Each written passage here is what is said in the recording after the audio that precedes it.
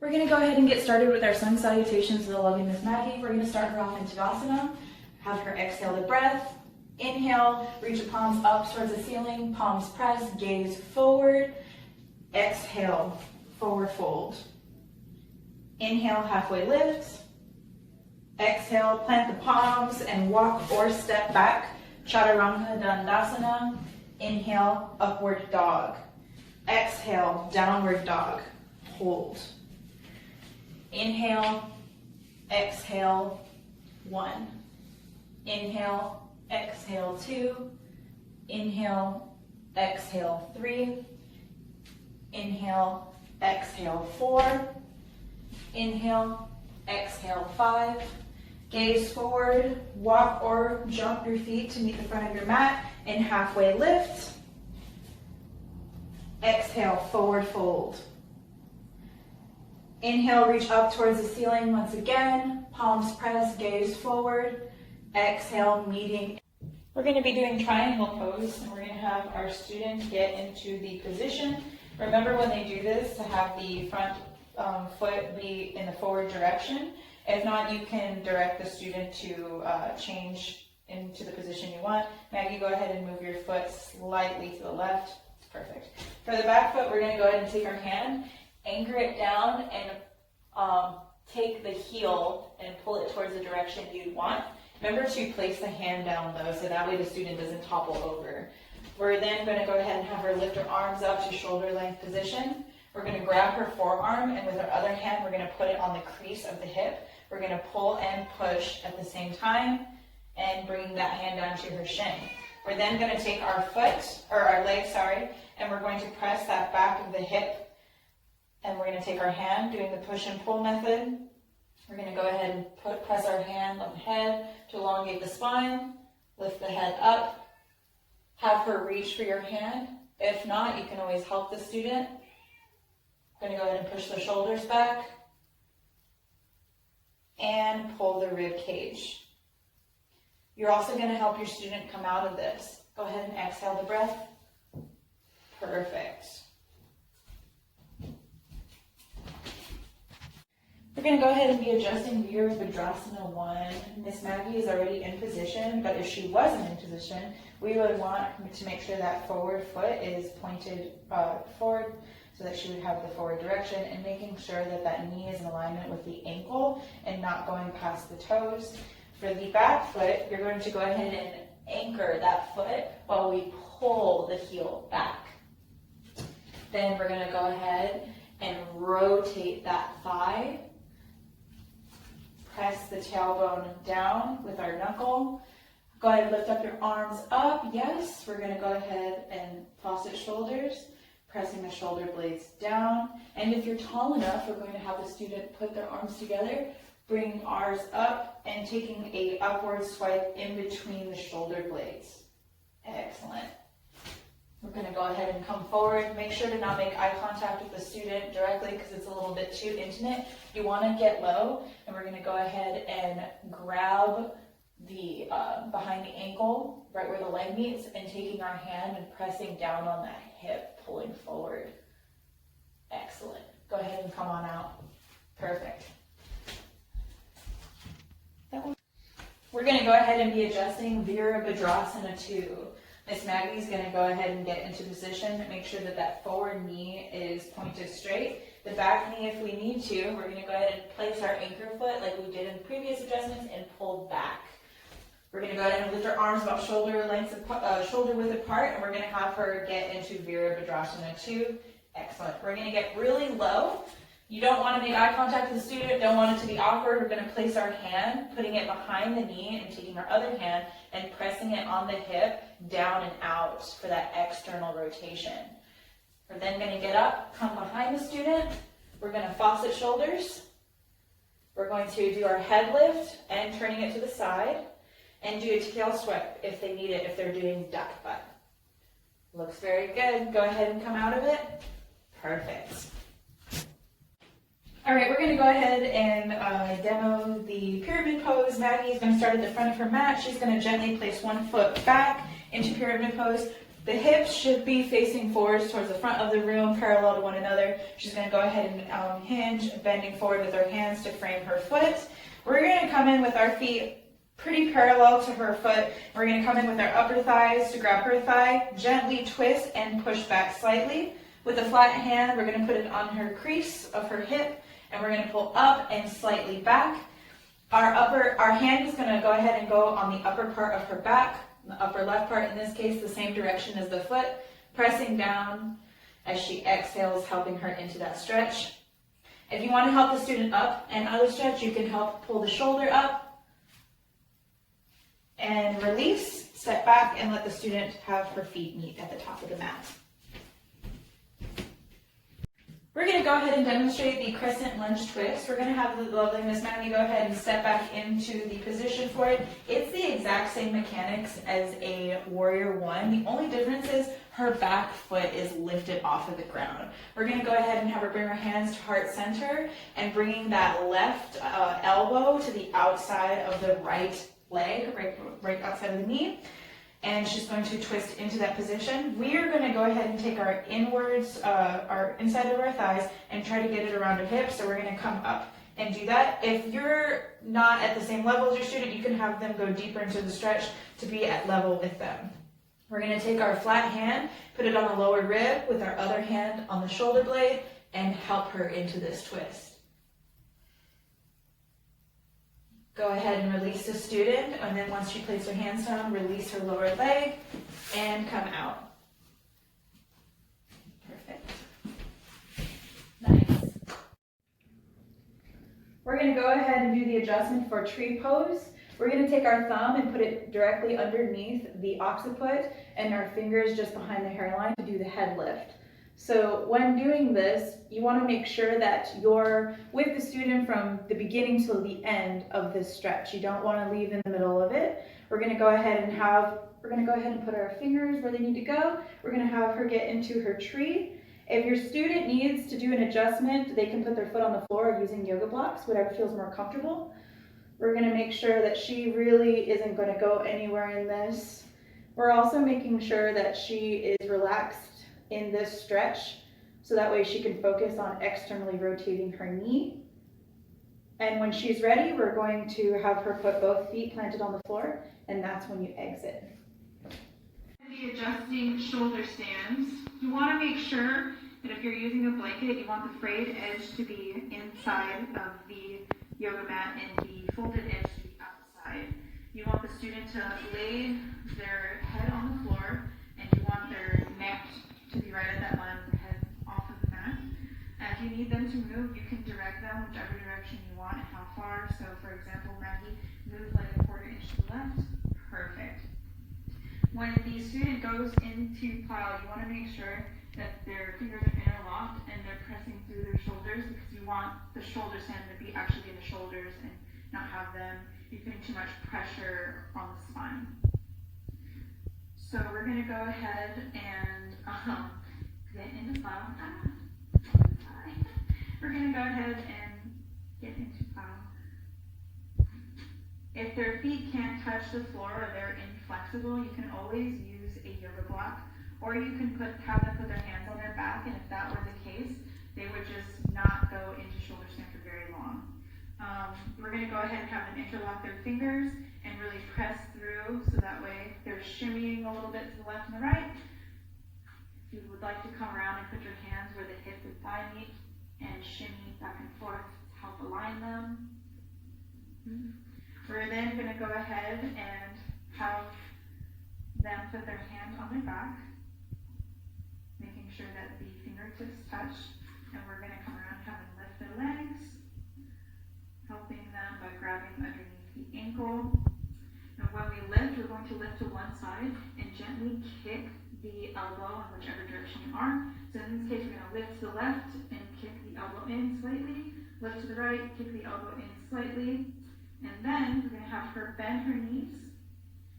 We're going to interlock our fingers and bend our knees to protect our lower back and lift her off of the ground while again gently kicking, lift to the right, gently kick. She's almost off the ground now. We're going to go ahead and have her lift up We're going to ask her, do you feel secure? Perfect. We're going to have her release, holding it there, backing up slowly, going back into plow. She's going to brace her hands on the mat, and she's going to lower down one spine at a time. And if we'd like, we can press the shoulders down to help brace her. Good job. We're going to go ahead and be adjusting locust pose. When the student is in locust, you want to have her squeeze her legs together, and she's going to go ahead and lift everything off the ground, her calves, her legs, her chest, and her arms. We're going to come around and we're going to grab the medius part of her calf. You're going to go ahead and squeeze it and lift it to just a little bit above the medius part of our calf. We're going to have our feet be a little bit tucked together so that we're almost shaped in like a bow-legged look. We're going to come around and reach for the forearms in our Barbie microphone grip, and we're going to pull the forearms and the legs back. To release, we're just going to go ahead and let her go and bring her gently back to where we found her.